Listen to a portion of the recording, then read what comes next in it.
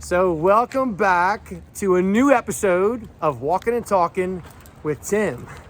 And today's guest is my friend, my good friend now, actually. We've done so many things together, it's crazy. Lots of business. Krista Collings. Now, Krista Collings is the Vice President and Relationship Manager at TD Bank. Did I get that right? You got it right. See, I do stuff right every once in a while. So Krista just started at TD Bank how long ago? It's been about 40 days. Right, she's bleeding green, right? You know, she's not just an Eagles fan, but look, see, it's all green. It's all about the green, right? Yes. So the first thing is, tell our audience what exactly it is that you do for TD Bank. Absolutely. So I am your go-to for any business needs that you have, if it's deposit relationship help or anything on the lending side. If you're looking So to, if I need money? yeah, if you need money, just call me. It's just that uncomplicated. Or if you have money, call me too. Yeah, so, basically just making sure our existing customers are well taken care of, any needs that they have come up, making sure that that's all serviced properly. And then, I'm just meeting some new people, getting the brand out there, Yeah. expanding our market, and, doing a lot of good community involvement. Which is, You're also the Vice President of the Woodbury Chamber of Commerce and Yes. about to take the helm in January. Yes. Don't look so relieved. No, it's been a lot of fun, I'm sure. No, I'm not going anywhere. Yes, yeah, but I'll be right there with you. I'm involved in Habitat for Humanity, Nice. and I'm also involved in a lot of different Philadelphia business networking groups. So I'm just trying to expand my network and make sure I connect them to my existing network. Nice. Yeah. Well done. In fact, I just interviewed Ashley from Habitat. Oh, yes. Yep. Good stuff. Yes, she's awesome. Very much so. So let's start Okay. with your family. Let's start with where it started, because you told me as we were walking around that your family started out in Northeast Philly. Yes. They moved over to Collingswood, Yes. and then they moved to Mullica Hill, Oh, yeah. and we can go from there. You became a Clearview girl.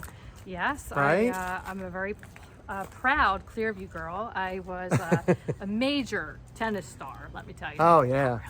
And I also, I was also on the swimming team for Clearview as well. So I'm sure that, I really helped them slow down so they didn't, overly, exceed all the time. I was always there for that.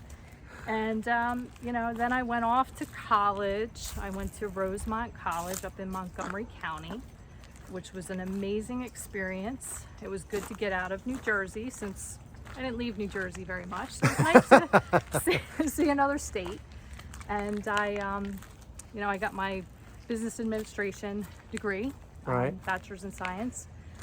And I would have loved to have stayed in the area, but since I didn't own a Ferrari and, have a ridiculous salary out of college. Trust fund. Yes, I wound up going back home.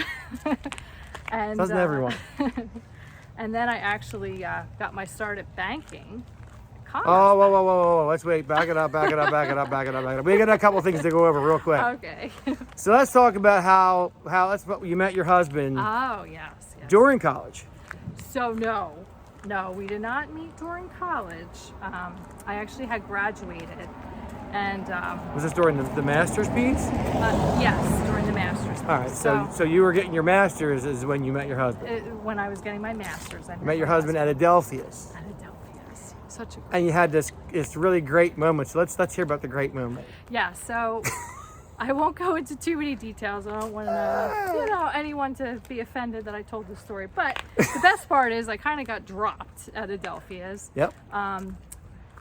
Someone was handling something at the time. Yep. And I was standing there at the bar completely by myself. This is great. Nowadays I'd be fine because I do networking all the time. Sure. But at that time I was actually super awkward. And my husband happened to be standing right at the bar, and I went, "Hi, can I talk to you or something?" I'm pretty sure he might have thought I was crazy, but he was nice enough to continue a conversation with me. And the next thing you know, wedding bells. Yes. Wedding bells. That's yes. very cool. Luckily, we had an awful lot in common, and we had a great conversation, which, long time led to marriage, which is great. Exactly right. Yes. So, and you told me that your dad was an art teacher. Yes. So when we were in Collingswood, my dad was actually the art teacher at Pennsauken, and he's a very successful artist, but doesn't get very much time to do it because I keep him so busy helping me with my kids. Good job, Dad. Yes. Yeah.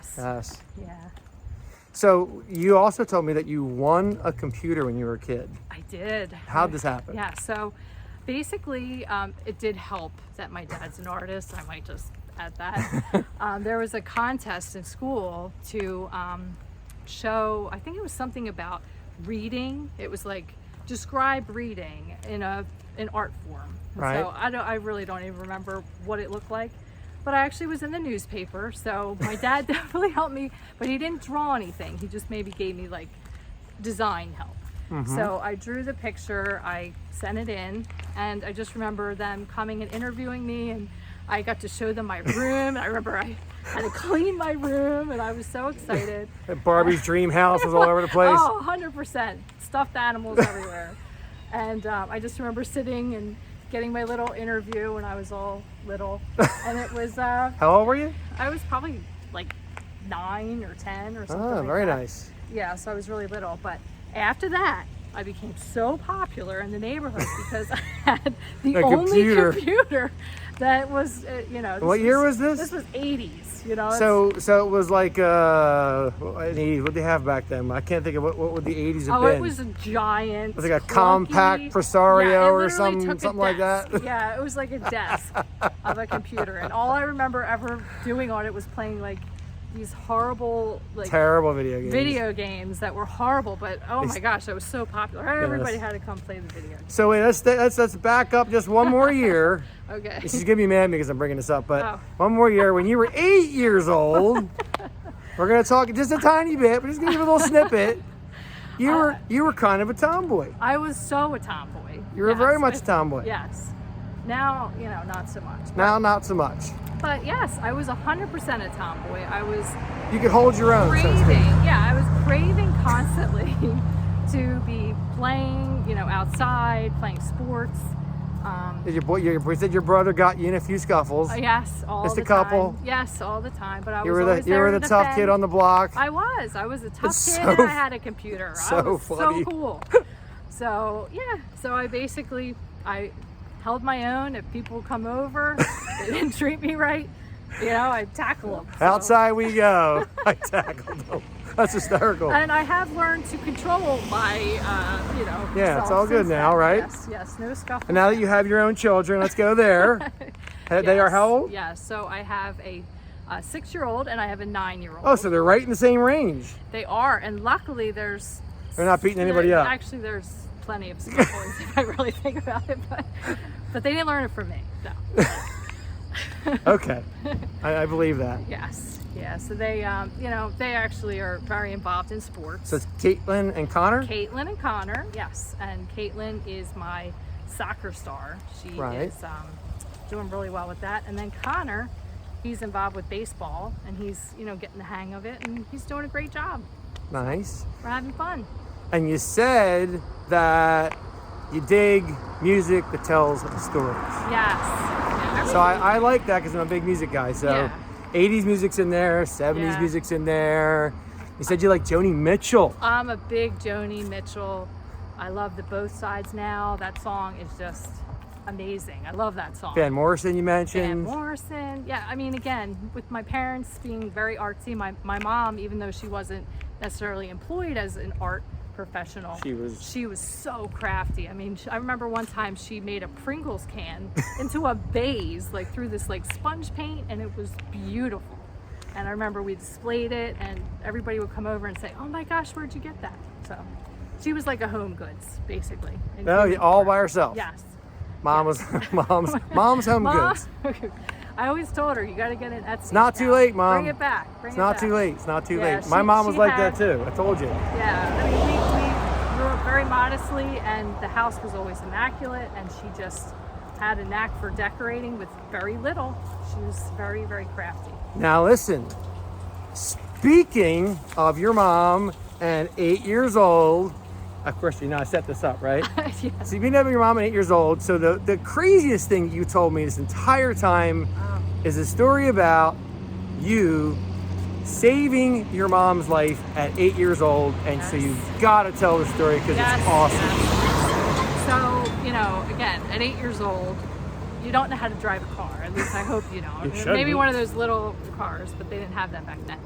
So, my mom is actually a juvenile diabetic, and we were driving to a friend's house to meet for lunch. Unfortunately, her blood sugar crashed, and she wound up falling asleep while we were driving and basically passed out. So all I can remember is somebody beeping their horn over and over and over. I can't even imagine. 8 years old. Yes, and I just didn't even know what to do. So I wound up pulling the car to the side, parking it. How I did this, I have no idea. And got out. I just remember looking down the street, hoping someone would help me. Right? Hoping, but there was not a soul on the street. Wow, 8 years old. So what'd you do? I ran up and I started knocking on doors. Yeah. And I looked over, and there was just this extremely friendly man that I just knew immediately I could trust him. He Right. didn't give me any bad vibes. And I walked over to him. I told him what happened, and I said, "My mom's a diabetic." He said, "Oh, my wife's a diabetic." Like, this just comes up all the time. The luck, right? These random girls here. And he goes, "I know exactly what to do."